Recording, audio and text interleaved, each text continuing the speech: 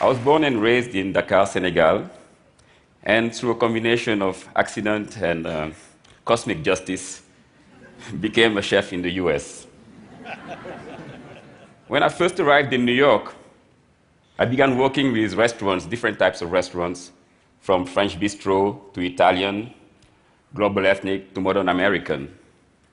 At the time, New York was already well established as the food capital of the world. However, in the exception of a few West African and Ethiopian mom-and-pop eateries, there was no such thing as African cuisine in the entire city. Early in my life, I was influenced by Senegal's first president, Léopold Sédar Senghor, nicknamed the Poet President, who talked about a new humanism, a universal civilization in which all cultures will come together around a communal table as equals, each bringing its own beautiful contribution to share. He called it the rendezvous of giving and receiving. That concept resonated with me, and it has guided my career path. After years of working in restaurants, I yearned for my work to have a deeper impact that would go beyond the last meal I had served. I wanted to give back both to New York, the city that allowed me the opportunity to follow my calling, but also to my origins and ancestors in Senegal. I wanted to contribute to that universal civilization Senghor had described, but I didn't know how to make a measurable impact as a cook and writer. While I was writing my first cookbook, I often traveled to different regions of Senegal for research.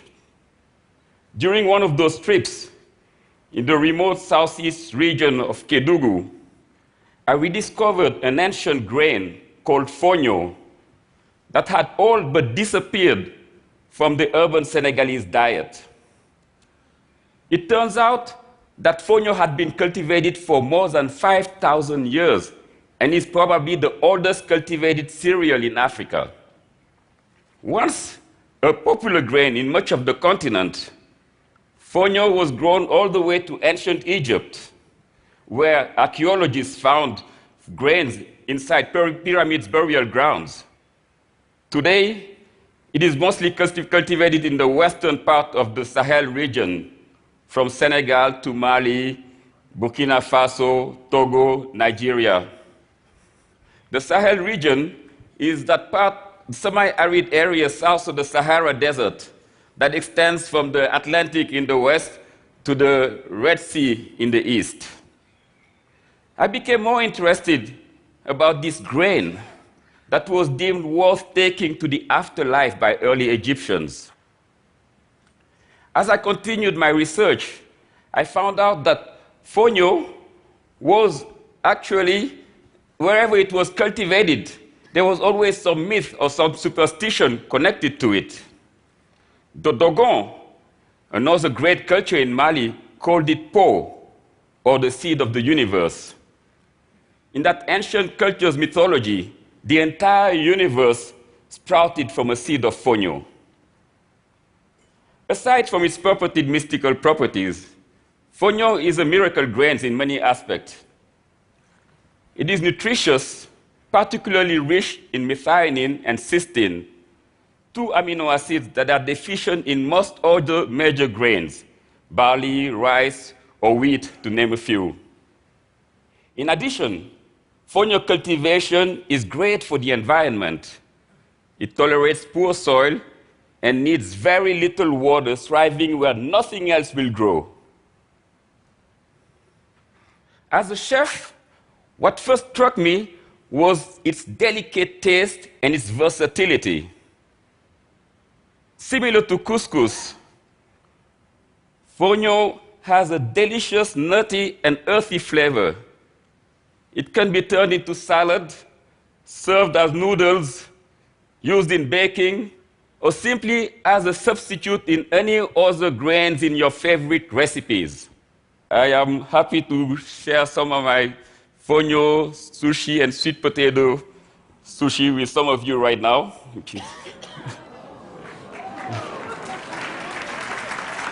and okra.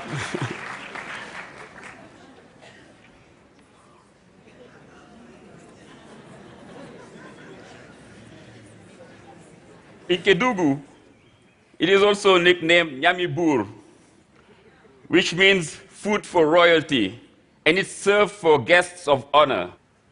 Located at the border with Guinea and Mali, Kedugu first strikes visitors with its stunning vistas and views of the Fouta Djallon Mountains.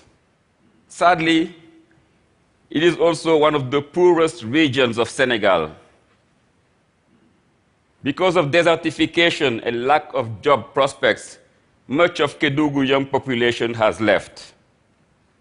They chose the deadly path of migration in search of better opportunities. Often, they risk their lives trying to reach Europe. Some leave by crossing the Sahara Desert. Others embark on inadequate wooden canoes in desperate attempts to reach Spain. According to a recent Guardian article, by 2020, more than 60 million people from sub-Saharan Africa are expected to migrate due to desertification.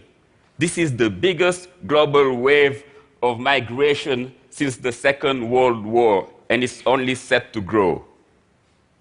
So far this year, more than 2,100 migrants have lost their lives on their way to Europe.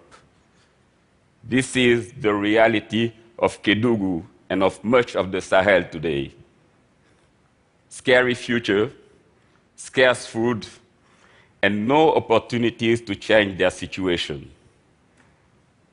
If life in your village weren't so precarious, if there was a way to having enough food to get by or having a paying job, if you and your sisters didn't have to spend 30% of their waking hours fetching water, if conditions were just a little more hospitable,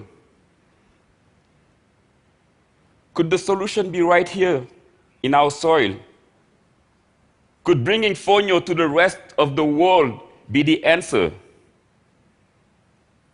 Ancient grains are getting more popular, and sales of gluten-free items are growing in the US 16.4% since 2013, making it a $23.3 billion industry. How could fonio partake in this market share? There are many challenges in turning fonio into food. Traditional processing is laborious and time-consuming, especially when compared to other grains. Well, thankfully, technology has evolved, and there are now machines that can clean fonio in a more efficient way. And as a matter of fact, a few years ago, Sanusi Diakité, a Senegalese engineer, won a Rolex Prize for his invention of the first mechanized fonio processor. Today, such machines are making life much easier for producers around the whole Sahel region. Another challenge is the colonial mentality that what comes from the West is best. This tendency to look down at our own products and to see crops like fonio as simply country people's food, therefore substandard, explains why, even though we don't produce wheat in Senegal traditionally, it is far easier to find baguettes or croissants in the streets of Dakar than it is to find any fonio products. This same mindset popularized the overprocessed leftover rice debris known as broken rice, which was imported to Senegal from Indochina and introduced by the colonial French. Soon, broken rice became a key ingredient in our national dish, cebujan, replacing our own traditional, more nutritious African rice, Oryza glaberrima. Ironically, this same African rice, despised at home, was hailed abroad. Indeed, during the Atlantic slave trade, this rice became a major crop in the Americas, particularly in the Carolinas, where it was nicknamed Carolina Gold. But let's return to fonio. How can we turn its current status of country people food into a world-class crop? Last year, a business partner and I secured a commitment from Whole Foods Market, the US's largest natural food store chain, to carry fonio. And we got a large American ingredient importer, interested enough to send a team of executives to West Africa with us to explore the supply chain's viability. We found ourselves observing manual operations in remote locations with few controls over quality. So we started focusing on processing issues. We drew up a vision with a beneficial and commercially sustainable supply chain for fonio, and we connected ourselves with organizations that can help us achieve it. Working backwards from the market, here is what it looks like. Imagine that fonio is consumed all across the globe as other popular ancient grains.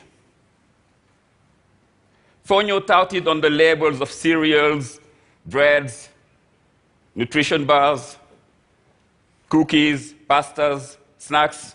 Why not? It's easier to say than quinoa.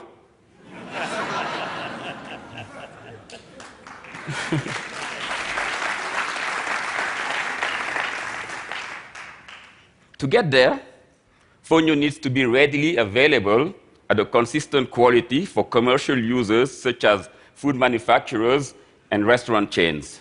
That's the part we're missing. To make fonio available at a consistent quality for commercial use, you need a commercial-scale fonio mill that adheres to international quality standards. Currently, there is no such mill in the whole world.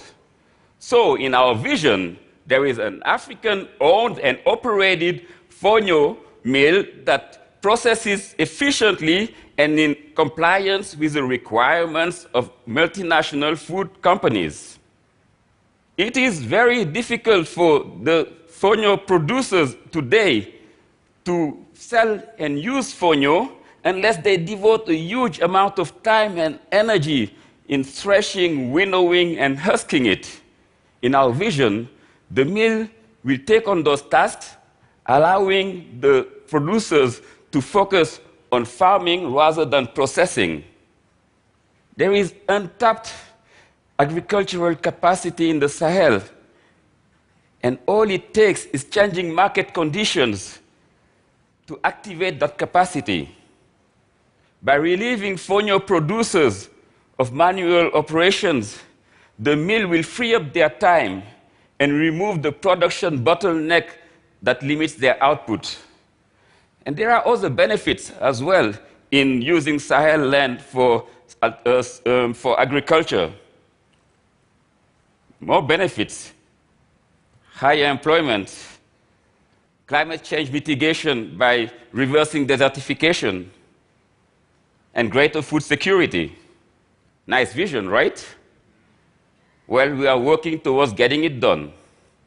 Last month, we introduced fonio to shoppers in New York City and online in a package that makes it attractable and desirable and accessible.